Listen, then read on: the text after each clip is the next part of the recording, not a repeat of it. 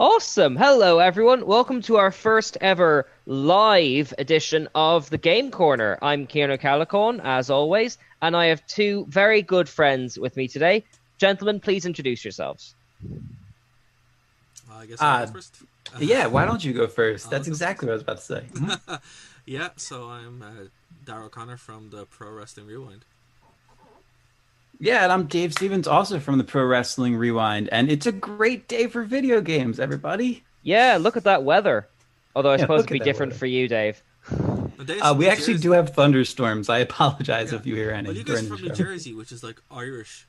It is. Oh, okay. Yeah, so. Hey, I'm from Ireland. We came over in 1643, so there you go. No, that's not a lie. That's actually true. It's true. No, I believe you. It's just funny how like small history is in that regard. Like I think of like the US as like a young country, but like then again, as a nation, we're only 100 years old. So like it's all relative. We're 80 years old. 80? How do you figure that out? Well, we became a republic in the 40s. Oh, that's right. See, I don't know. Blame my Fenian granddad. I count it from like 1916 onwards. Like. Oh, fair. You guys have more giants than we do. So, I mean, you got that going. That's fair. Oh, you're going to have to break that down for me. Is that a wrestling thing or folklore? Oh, no, I mean, quite literally, mythologically, you have more giants than we do. I mean, we have tons. They're just a Native American burial mound, so they're kind of hard to get at. Well, that's just it, because, like, I mean, this isn't really about games, but I was playing Beyond Two Souls, and there was loads of, like, Native American ghost stuff in it, and I was like, is this PC? I'm not sure how to feel about that. And then it clicked for me that, like, because America was settled, there isn't a folklore going back as far as like the Irish one going like 1,000 or 2,000 years. Like, well, that's it. That's true. Read Stephen King, and that's pretty much all what he talks about, isn't it? Absolutely. Well, I mean, hey, we're finding more and more evidence that humans have been in America since maybe even up to 130,000 years ago. If you want to follow Graham Hancock's work and stuff that they found recently, so I don't know. Who knows? If you haven't guessed already, guys, me and Dave also do a podcast, which is all about. Yeah, let's tell you what. I'm very unconventional. Let's just get the plugs out of the way first. You guys, apart from being Nerd to Know alumni, obviously, are on the wrestling rewinds. That's it, yeah. Yeah. And I believe you've actually, for people watching at home, have just finished an episode. How did it go? Yeah, it went great.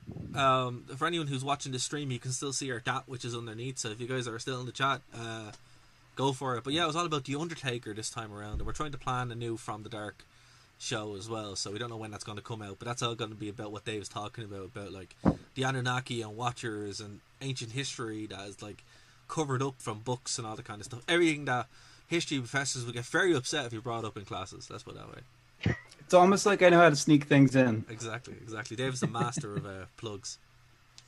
And tell me something then. Like, I know we're kind of going to get into all the gaming and stuff in a sec, but I'll go over to Dave first, because this is a show that was primarily created to check in with people about what games they're playing during the lockdown.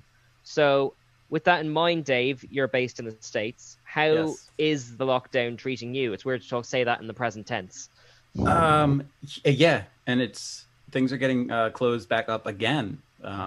Just because the size of our population is so much larger than a city state. Not that you're a city state, but you guys know what I mean in terms of that. I've been very lucky. I've been very fortunate that the job I work is considered essential.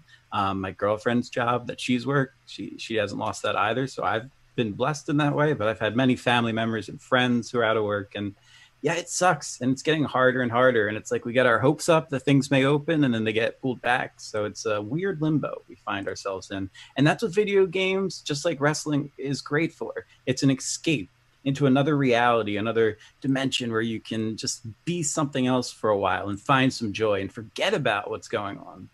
Well, that's exactly it, and we've been getting into, because the last guest I had on the show at the time of recording was Stevie, and we were talking about all the board games we've been playing, because like it's really fun to build something or just transport yourself to another place when you've got nowhere to go, right? Mm-hmm. That's and it. how about you, Darragh? What, like, I mean, I suppose we're in a slightly different state in Ireland, but like, how has the lockdown, such as it is, been treating you? Well, what's great about the lockdown is, doing Nerd to Know Media was great because, even though my job, nothing changed. It's exactly the same as it always was. Actually, more busy because people are buying online, so that's great for us. But it's I was able to keep busy. But what's great about it was, as Dave said, between wrestling, which never stopped, because you could kind of just forget about it and go and watch it and be pulled away from the reality, or even playing video games. You kind of have a bit more time to ingratiate yourself into things that you normally wouldn't get a chance to do. So yeah, it's kind of difficult to find that balance between oh my god, this is crazy what's happening now, but also like, oh, I have all this free time. So it's like trying to find that midpoint, and it's been good because I've I was lucky at the start of, before this whole thing started, I was able to pick up a Vita, and we've talked about the Vita a lot on Nerd to Know basis, Keen. A lot. A lot. So I started modding that at the beginning. And yet Ellie didn't pick up the Vita in The Last of Us 2. She walked away from it. What? Yeah, I know, right? Couldn't pick that up. I'll tell you why, because it was probably the wrong firmware. That's why. If it runs the wrong firmware, you can't mod it, you can't hack it. And I've been playing a bunch of games on the Vita, on and off. So that's what I've been playing mainly. I've not stuff on the PS4, which is mainly, to be honest with you, Deus Ex and Star Wars Battlefront 2. They're basically my main games that I go back and forward to all the time. Okay, well then, I was wondering if you were going to segue into a Last of Us 2 tangent, but we'll keep it kind of in the back pocket in case we need it, because, I mean, I suspect this may be the last show on the internet that isn't talking about The Last of Us 2.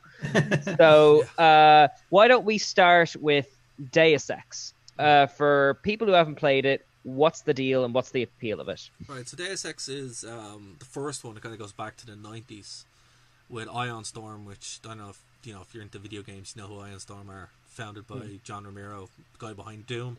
It was kind of an offshoot after they left id, and they did a bunch of games, Deus Ex, Thief, alone, that people should be like, wow, that's great. But obviously a couple of games came out, and I've also broke the rule. The meme is, as soon as someone mentions Deus Ex, it gets reinstalled.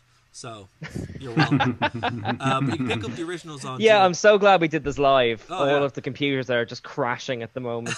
Well, you can pick them up on GOG for very cheap. Like €2 or €3, and I think it's on a Steam sale as well. But the ones that I've been playing recently, it's the sequel to the quasi reboot remake by Square Enix. Human Revolution came out a couple of years ago, so I'm playing Mankind Divided, which came out 2 years ago, and I had the same experience that I did with Human Revolution, where I didn't really like it because of the hub world and it was different and that. And I've now played Mankind Divided 3 times through, and I'm working on trophy hunting now. Well, I've finished as much as I can go, but it's such a deep game, and the plot basically is it's set in the very near future, so 2079, and obviously augmented humans are a thing, and not only are they a thing, but they're setting up a subset of humanity, and there is resistance towards them, and they're being oppressed. And basically now they've brought off into a terrorist organization, and you play as Adam Jensen, who is an augmented human who works for Interpol, and tasked to try and find out this rogue terrorist organization in Prague, and that's the plot basically. Okay, so Interpol has survived into this future. Yeah, well, it's our future as such. Like it's very, like, within our lifetime. 2079 is not far away compared to Deus Ex, the original one, which is 150 years into the future. So it's what I like about Deus Ex, the Square games, is it's very realistic in that it's also not, but it's like speculative future. It's fun, right? So it's cyberpunk future, but grounded, as in a lot of the technology that you see there is probably going to happen. Augmentations obviously are a thing that we're kind of probably going to have. Not us, but our kids will probably have, which is interesting. But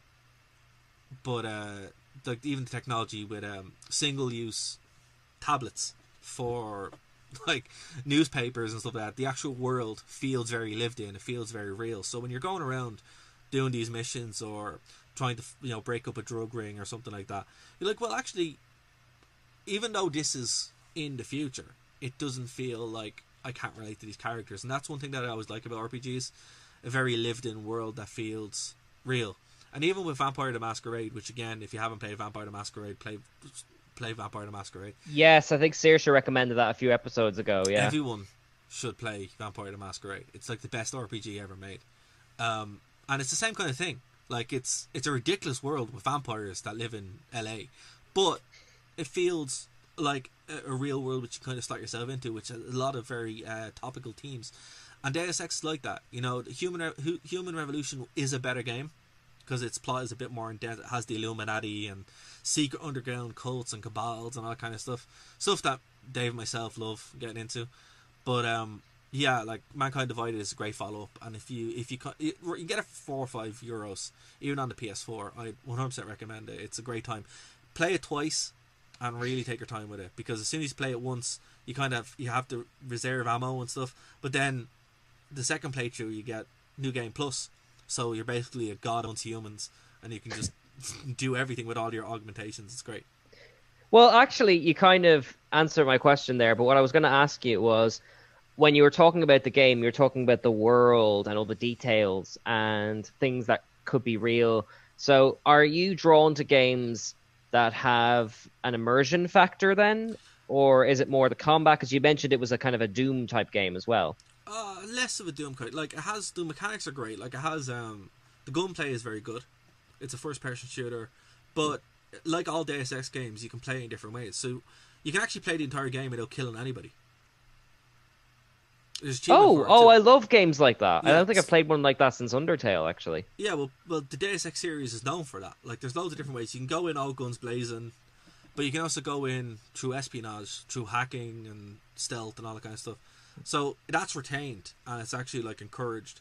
So what I like about it is not only the immersion factor, but also different ways to play. Every time you play that game, it's different. It's not the same way, which adds to the replayability of it. And I'm jonesing for Cyberpunk.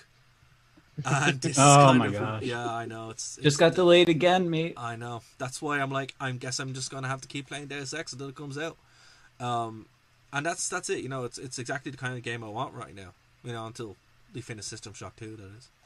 See, I'm glad they're taking their time with Cyberpunk, because I'd rather A, it was a good game, and B, they didn't put people under pressure with the whole crunch thing. But at the same time, I'm getting that feeling of, like, I don't know if you've ever waited for a bus in Dublin and you see the number count down and it just disappears and it resets back up to 15 minutes. It's like that kind of experience. See, 15 minutes is lucky for you, man. You don't live in the country like I do, where we have one bus an hour. Well, I mean, one bus an hour. It's basically an hour with a screensaver, though. Yeah. Or lucky enough, it's not Bus Éireann, which, you know, friend doesn't live in Ireland. Oh God, no. That doesn't have a timetable. Just stand there and hopefully it has a very ironic fast-running dog on the side of it. Yeah. Bus might show up. Do you guys not have cars? Like, I'm very confused on what's going on right now. See, Dave, here's the thing. Ireland is small enough where buses are effective. You know, cars you don't really need as such, unless you're in the country. But our cities, you can kind of get around, compared to America, where a 5-hour drive is, you know, a small drive. 5 hours you get from one side of Ireland to the other. Yeah, I see. I've never been to the US, but a friend of mine is an author, Sarah Maria Griffin. She went to, I think, California, and she wrote a book about her experiences. And she had that very Irish thing where she was like, "Oh, I'll just walk there," and got lost in all of these endless hills and streets and all that kind of stuff. And that, like, took up a whole 2 chapters to describe getting back. And I just cannot wrap my head around the largeness of some parts of America. You have no reference there. That's the thing. That's the most Irish thing in the world. Like, I remember I was in California last year. I was like, oh, I'll be able to go down to San Diego. I was in San Francisco. That's a 2-hour plane journey, and like a plane journey to get there. And for us, for example, it's a 2-hour bus journey, Dave, to get to certain parts of Ireland, Dublin to Belfast. So yeah, we just think, oh, it's only up the road, but no such thing as up the road. You need a car. So yeah, that's why we don't really need cars as such in Ireland, but we do. You know, it's weird. I mean, under pressure, you could probably walk anywhere. Yeah. You might have to stay overnight somewhere, but you probably could. Yeah. It's manageable. Yeah. That's how small Ireland is. Ireland is a small place. All right, take it back. You are a city-state. Basically, effectively. It's we're a tiny little country. So, Now, yeah. having said that, we're like not like you've ever watched the episode of The Simpsons where they go to Ireland. It's not like there's fields in the center of Dublin. There like is. you There's know, one big one. there's one big one, but it's not like trees next to the Dáil. Like, well, okay, there are. There are. Bad Yes. example. But anyway, we've got electricity. That's what I'm trying to say. We have good internet some places. Some places, Yeah. if the weather's good. Yeah. It's ironic because we're the tech capital of Europe and our infrastructure is atrocious. It's like, what are you doing? Outside of Dublin, the further away from Dublin you get, the more and more it just isn't like current. It's weird. I just wanted to flag that though, because like most of the Americans I've ever met have been incredibly intelligent and polite. But now and again, especially when I was doing theater, I had American like kind of students come up to me and go like, "Where do you do your shopping?" I was like, "The shop." Like they don't know where we are in terms of like grading as a country. Do you know what I mean? No, sure. I remember I was in Islands of Adventure when I was like 17, and you know, obviously you get talking to people in the line and stuff like that, and these lovely Texan couple, like really nice people. It was all going grand. You know, where you're waiting for like 40 minutes in an amusement park or whatever, and then they just turn and go, you know, I love Darby O'Gill, and me and my dad are like, where's this going? And then they're like, yeah, leprechauns, I really want to see one. And then me and my dad are like, yeah, you can just catch one. They just run around. And he just believed it. And we're like, oh my god, like, this is ridiculous. So yeah, we just start winding up for like 25 minutes. It was funny. Yeah, so I should stress, Dave, I don't mean to be insensitive, but No, like... I love Darby O'Gill. Brilliant. Yeah. I wonder when it's going to get banned on Disney for being a racial stereotype. Is it actually on Disney Plus? Yeah, it's. I like Darby. Actually, there is a bit. Oh, you know I was going to with, watch Knives Out tonight, but we've got a new challenger. Oh man, you know the bit with the banshee? That's Yeah. terrifying. And then with the thing that used to scare the crap out of me as a kid. Yeah, I miss that you used to be able to put stuff like that in kids' films. Yeah, Yeah, right. yeah. We are not talking about video games. Dave, Yeah, video games. what are you playing? One of the games I'm actually playing right now, and I'm going to consider it still playing because I have about 5 hours left, is The Outer Worlds. I was I must confess I haven't heard of that. Take us through it. Okay. I was super excited for this one to come out because it's made by Obsidian, who made, in my opinion, the best Fallout game, which is Fallout New Vegas. Yep. So, you know, we were talking about RPGs and all that. This is very dialogue heavy, almost too much dialogue heavy, but the choices you make actually matter. There's no microtransactions. It's all about complete customization and just exploring the universe and dealing with different political factions on different planets, and you're making choices like, okay, should I go with an oppressive government that might give me more protection and blow up a planet, or do I help the people on this planet and try and overthrow the corporate government? And it's beautifully made. It's not a AAA game, No. but it is AA. It's a double A And game. yeah, and you know, for the amount of money that they had, and for the fact that everyone expected it to be, you know, based solely on dialogue trees. I mean, that's what the game is. Well, is that's what I was dialogue about to trees. ask. Is this kind of a map universe making thing, or is it more of a Mass Effect kind of person walking around the world type thing? Mass Effect, but more action Yeah. and Oh, not as more good action. graphics, Right, okay. but only because of the money available. I don't know if It almost would have been a better game if they had completely left out the guns, I think. Well, here's the thing. Okay. About, like, I love Obsidian for not so much New Vegas, even though I agree with you, Dave. New Vegas is the best Fallout game. I Oh, love wait, them you for- didn't like 76? Does anybody? Oh, that's the game that's got nothing in it, right? Yeah, and it wipes every time you go into it. I love Knights of the Republic 2. Yes. So I bought it solely for that, but it has the exact same problems as Knights of the Republic 2, where the game isn't finished. It's like half finished. Mm-hmm. Don't worry, the modders will fix it in about 2 or 3 years. So Right. Yeah, but isn't that such a fascinating thing about game culture now? You buy it knowing it's probably not finished. And I know that was okay when it was Steam and like anyone could kind of make a game. But we're expecting that from like AAA level games now. But this isn't AAA. This is AA. This is AA, yeah. And that's it. You know, it's the same kind of thing with Vampire the Masquerade. That game is fundamental. You buy that game on Steam, it's broken. Right, it doesn't work. I will say this isn't broken though. So you have to actually buy the patch version of GOG or patch it yourself.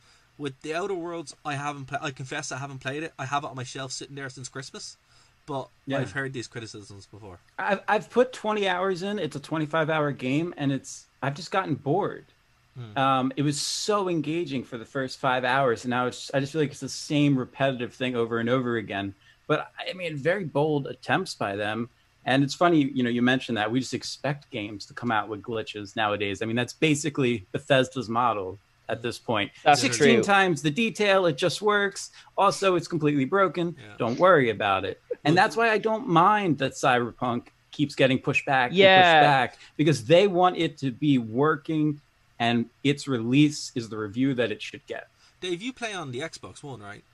Yeah, I play mainly Xbox One. Yes. Occasionally computer, but yeah, Xbox One, yeah. It's the one thing I hate about modern gaming. It's why I love the Vita so much, because it's all just kind of there. And why I'm trying to get a working Dreamcast emulator on the Vita, which we're waiting for. By the way, guys, Exploit of the PS4 came out today. Exciting times. Cool. Kernel Exploit on the PS4, so we will see what comes of that. But waiting for a working Dreamcast emulator, because I just love putting a game in and playing it and not have to wait for a 5-hour update. I went back to Battlefront 2 the other day. It took 2 hours to download the update, and then it was bedtime. I'm like, who's got time for this? I know. I used to have that because I used to be big into Lego Dimensions, the game where you buy the Lego figure, put them on a tray, and they pop up. Great fun. But every week it would have 2 hours, 3 hours worth of updates, and I was like, even before I had a kid, I don't have 2 or 3 hours to wait to relax. Yeah. This is the time now, Exactly, that's it. And you just kind of want that experience to just pop in and play. Now, what I will say is, it was a big, massive update. Battlefront 2 is... the funny thing about Battlefront 2 is, when it was released, it was panned as one of the worst games ever because of the microtransactions and that, right? But they actually fixed it, and it's the best Star Wars game ever made. Gives me hope for TIE Fighter. Squadron? Or Squadron, sorry. I'm so excited for Squadrons. Because they're dropping support of it soon. And everyone was like, why are you dropping support? You literally just fixed the game. And now we know why. So it's yeah, I have hope that they've learned from it. But if you haven't played Battlefront 2 and still think it's a bad game, it's not. It's really not. They added the Battle of Scarif recently. No way. Yeah, I know it was in the first one, but they've actually gone back and fixed it, and they've added a lot more to it. So really enjoyable. Well, I mean, that's kind of odd though, because not to go away from gaming again, but there's kind of hints and whispers that whole branch of Star Warsdom may not exist soon. So I would have thought they'd have swept all that Scarif stuff under the carpet quite soon. Well, everybody likes Rogue One.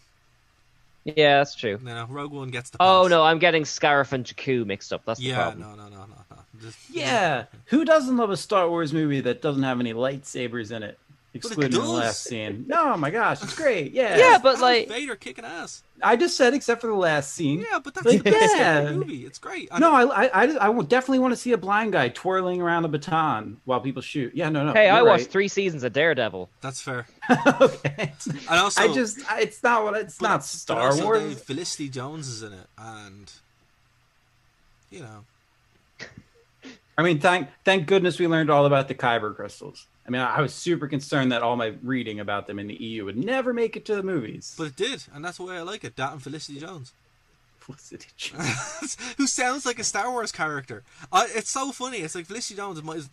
I didn't even know that was Jyn Erso, I think is the name, but I'm just call her Felicity Jones because it sounds like a Star Wars character anyway. She was supposed to be Black Cat in the Spider-Man universe until that Spider-Man universe got shut down. Yeah, I'm sad she wasn't. I do have a lot of time for her. She's she's a really cool version of Emma Watson. But it's funny actually. We're rewatching the old Doctor Who's, and she pops up as a background character in an Agatha Christie episode. I was like, God, you've really climbed the ladder super gradually. You never see that in Hollywood anymore. She was in The Worst Witch for years. What? I didn't know that. That's where she started off. That's where my crush started Mad. when I was a kid. As you was a kid, and I'm like, oh, I watched that too. I didn't know that. yeah, there you go. Dave, I think we broke Dave halfway through there a minute ago, but I didn't expect Okay, such you know what? slander on Emma Watson. I'm gonna throw the traditional formula to the wind here. I think One of my friends is friends with Watson. That's why I laughed. That's oh, it. really? Wait, what? Really? Yeah. Whoa, don't get too excited, fellas. Calm down. No. It's just we were talking about small worlds at the start of this episode. You gotta tell this anecdote. Go on. I'm not. I'm not. I'll tell you off air though. Oh, fair. Do pass on that. I say I appreciate her, but she needs to stop talking. If you can follow my eyebrows, there's a reason I'll talk about it off air. You'll talk about it on air. Can I just say I actually think she's grand. Like, just in case she ends up watching this, I like her kind of work with the UN and all that. Yeah, I like her in Bling Ring. I think it's a good movie. Oh, Okay. she's great in Harry Potter. I don't know. Yeah. I can't believe I just tried that. I'm done. All right, done. here's something less controversial. The Last of Us 2. Oh God. Let's just go for it. Okay. Can I actually ask, have you guys actually played it? I haven't played the second one because I'm not going to give it money. Okay. Yeah. Like, I'm just not. How come? I'm not. Like, I'm not, I know this is a show kids listen to, but like, Yeah, I'm is not- there shady behind the scenes stuff? I'm not even going to pirate it. That's how much I don't want to support it. I love The Last of Us 1. And look, I just want to say, it's not... What's happening with your one who voiced your woman is horrible. Like, death threats. It's like, don't do that. Like, these aren't real. It's a game. It's not a person, right? So don't do that. Like, that's not good. Well, perhaps as like a time capsule, let's take a few steps back and stop me if I'm missing something out. But like, The Last of Us 2 was very, very hyped as like the sort of prestige game of the year. Came out to lots of critical acclaim. Then there was, I think someone compared it to Schindler's List. And Yeah, then the there was director. bullying. And then The like the director, people yeah. involved got bullied. Am I missing anything here? I know there has been Yeah. almost more stuff happening than can be reported in regards to The Last of Us 2. So basically it came out, it was leaked like a week or two in advance, where it was like, hey, here's everything that's gone down, all the leaks are right. Everybody was really upset because like it completely just went the other way compared to what was set up in the original one. Killed off main characters that people liked. So kind of a Last Jedi situation, Literally, zigging where yeah, the first but- one zagged. but Like, without the necessity for it. Like, look, I'm all for surprises and, you know, altering expectation when it's necessary. Like The Last Jedi, I'll defend. Honestly, yeah, same, I'll yeah. defend, but Yeah, we're doing another show in the future. I'm taking you two down. That's absurd. oh, fair. Continue. Okay, Back to booked games. Booked in. But yeah, I would be like, okay, look, it makes sense after The Force Awakens. But with this, I'm like, okay, there was no real reason for it. Like, the world is kind of crappy now with a real virus. And Well, that's why I wanted to bring it up. You know, it's I know a lot of people were excited for this, but like we were talking about escapism at Yeah. the start of the show, and was the timing of this game's release wise or not? I don't think so. In regards to the time it's coming out in. I don't think so. Like, and then when it came out and someone was comparing it to Schindler's List, I'm like, listen, kind of don't want to play a video game of Schindler's List, man. That's like the closest that actually happens in Wolfenstein, where you go to a concentration camp and it's really not fun. And it's like, you just, some points you just got to be like, look, know your audience, know your time, and pick it in a more wise direction. And I just think they just didn't do that. Then on top of it, you have all this other stuff, which might be warranted, might not be, but I think it's just people being you know. Yeah, what was because I'm glad, like, I mean, no one's ever glad to hear someone bring up a concentration camp, but I was thinking of what was the game that came out where you played an AI? It was kind of a David Cagey type thing. It wasn't called Deus Ex. It was, it's going to drive me crazy because I've been thinking about it for ages. But anyway, there was a game that came out for the PlayStation 4, one of those choose your way type games from the makers of Heavy Rain, where you played an AI and there was all Human, was it? Beyond Human, Yeah. thank you. Yeah, And I know that's controversial in and of itself, but at least in that game, the AIs were sort of a emotional buffer for anything you could put your characters through as far as coding. In one of the endings, they do go to a sort of a dismantling camp, which, you know, it's an obvious coding, but it's still a buffer. Yeah. So I think if you're doing speculative science fiction, you need that slight distance so you can engage with it emotionally and intellectually. do you think that The Last of Us 2 has gone too far in what it's representing, you know? I wouldn't say it's gone too far. I just say it's more a miss. People weren't expecting it, right? It's from everything they set up in the first one. They had spent all this time building up these characters and giving you this kind of world. And look, you know, Joel wasn't a good guy. That was kind of his whole point. He was trying to deal with losing his daughter, with Ellie and all that kind of stuff, being that sort of surrogate daughter. And you went through that journey. It was kind of like, well, what was the point? You know, and I can see the criticism of it, and I agree with it to an extent. I think there's this other direction that are like, oh, SJW, they're ruining blah blah blah women. Like, yeah, stop. Those people are always going to exist, and you just don't listen to them. They're crazy. But the actual core reason for being upset is because it feels mean spirited. You know, it's like you took all this stuff that you did and then just went the other way with it for no real reason. It wasn't earned. And on top of that, then you have critics who work in the media who are like giving this the best thing ever. Yeah. And then you play it, or you like. The reason why I haven't played it is because I've seen the game. Like, it's all leaked online. Yeah. What's there to play, right? And there's nothing there I can see that would warrant a 10 out of 10 score. At most, it's a 5 out of 10. Yeah, now, it looks beautiful. The graphics are unbelievable, but that's it. So Dave, go on, jump in there. That's exactly what I was going to say. I mean, it's a beautiful looking game. I have an Xbox One, not a PS4, so I've only watched people play it on live stream, but I have watched a significant amount of the playthrough. And I mean, there's something like 10 hours of cinematics in it. It's kind of yikers on that. I mean, Joel, considering what his story was in the first one, to only get, 5-6 minutes of screen time of like actual playable. I mean, that just seems ridiculous to me. The issue is not where they went with the characters. It's that it just doesn't make sense. That's it. It's just these constant ex machinas of, no, you should be dead now. Like, you should be dead. This guy was about to shoot you, and then he just doesn't. Like, they're saved for no reason. They escape situations that are completely unrealistic. And it just, at a certain point, we talk about this in wrestling a lot. Cheap plug for our show, The Wrestling Rewind. But we talk about this in wrestling a lot, where once your suspension of disbelief is broken, you kind of lose your interest in the match. Yeah, because actually, like, to bring The Last Jedi, and I know we've got conflicting opinions on it, but one of the things I think it fails in is that it bends the logic of its characters to support its themes. Now, I like its themes, but that is an immersion breaker, and it changes the way you engage with the story on an emotional level. So you're saying Last of Us 2 does that? Yeah. I mean, it presents characters that you just don't care about, or at least as I was watching it, I just did not care about the new characters that it presented. And I'm not talking about like Ellie or Abby, like those you can get attached to, but like even at the end, they just keep throwing people at you, and it just feels like we're going to put out DLC in the future, and you get to play their story. It's like, okay, but why would I spend more money when I'm not even invested in them in the first place? So for like example, that's the disconnect for me. For example, there you go on there. For example, with Deus Ex: Mankind Divided, while it's a weaker game to Human Revolution, you're still playing as Adam Jensen. You know his story, you know what he's been through. And the thing about it is they actually tie it through at the beginning of the game. They actually have a little recap to kind of get you back up to speed.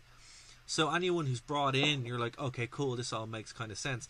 It would be the equivalent of them killing off Adam Jensen 2 minutes in and then making you play as the person who killed him throughout the whole way, which is what they like do. if you did it the Psycho way, that could be potentially effective, but I get what you're saying. Like, yeah. It's not what they set up. It's not the world of Last of Us is so harsh that you have formed these emotional bonds with the characters. And look, I'm not going to say that's healthy or unhealthy. You know, we all do it. The suspension of disbelief, right? It's how you connect on a human level, and that's why you get some people who are like sending death threats and stuff. And I'm like, lad, listen, if you're sending death threats for a fictional character, you really need to reevaluate. Yeah, let's actually, in case anyone is misreading this, let's just put this out there. It's never cool to send death threats or any threats to anyone for any reason, especially not for fictional characters. It wasn't cool when they did it to like Daisy Ridley or Kelly Marie Tran or anything, and it's doubly not cool for this. Let's just say that. To put it into perspective, there was a joke made in The Simpsons where they're like, some people write to movie stars, this guy writes to movies. Yes. Hi, Die Hard, you rock. Yeah, By there the you way, go. do you know Lethal Weapon? That's who you are. You're a Homer Simpson parody. If that's what you're doing, like, just stop it. Like, you know. Taking it a little bit It's too yeah, I seriously. Yeah. think it's this is a possibly a result of the technology advancing beyond our ability to sociologically deal with it, because we are not as a species ready to be able to find Mark Hamill at the click of a button and message him. Like, do you know what I mean? But see, It's a weird amount but of that's power we that's have. the great thing and the bad thing about Twitter, which we're seeing with you know, Dave and myself talked about this with your one from Harry Potter. What's her name? J.K. Rowling. Emma? Oh, Oh, Yeah. J.K. Oh, Rowling. yeah. Yeah, You can check that out on our YouTube I, page. By the I way. brought Nice up The clip. Last of Us specifically so we could get away from talking about Emma Watson. What are you doing? No, but like, yeah, we talked about it on the channel. You know, Yeah. what's going on there, and that's a similar kind of thing where not only as a consumer base, which is what we all are when we're engaging with media, but also as an author. Actually, we talk about her a lot on our show, Kane. Lindsay Ellis, she popped up a Death of an Author 2 yesterday, where she talks about it, and it's like, yeah, we're still kind of figuring out that balance of how we engage with people who we like, we don't like, who we disagree with, who, you know, all this kind of stuff. And it's just one of those kind of growth points where I don't know if we're going to be able to get there in the foreseeable future, because technology's only getting faster, and it's getting more and more removed. Like, even now, like, we're in lockdown where we're not engaging with people IRL. Like, I've been doing a show with Dave in some form for 10 years and I've never met him. Yeah, and actually, our technology we're using right now is an example of that. Like, we're able to be in each other's houses despite the fact we're not able to. Like, you know, I mean, I've only met you once or twice at conventions, Darragh. Yeah, so I think, like, you know, it's like we should use awareness and caution and discretion with stuff like this, where it's just like, hey, you know what, I love wrestling, I love games, but don't harass people for no reason, you know. And at the end of the day, this stuff isn't real, right? It's not like they're a politician or they're, no, by the way, you shouldn't harass anybody in general, but what I'm saying is, it's not like it's a real thing, right, that actually affects you. Like, Joel, politics are real too. You know, politics isn't real either, right? It's a joke. But okay. Yeah, they're not. It's what Abby does, or, you know, even the actress that plays Abby, who was literally just reading her lines that somebody else wrote, is not a reason to go and send death threats to somebody. Like, she never really sent death threats to anybody, because that's really horrible. But you know what I mean? It's a weird world we're in, man, and it's only getting crazier, and we're only halfway and through. don't be the one who ruins the fun for everyone, because what happens is, like, you know, what's amazing about the way the world is now is that we can have this discourse with these creators, and sometimes that can lead to really funny things, sometimes it can lead to really interesting conversations.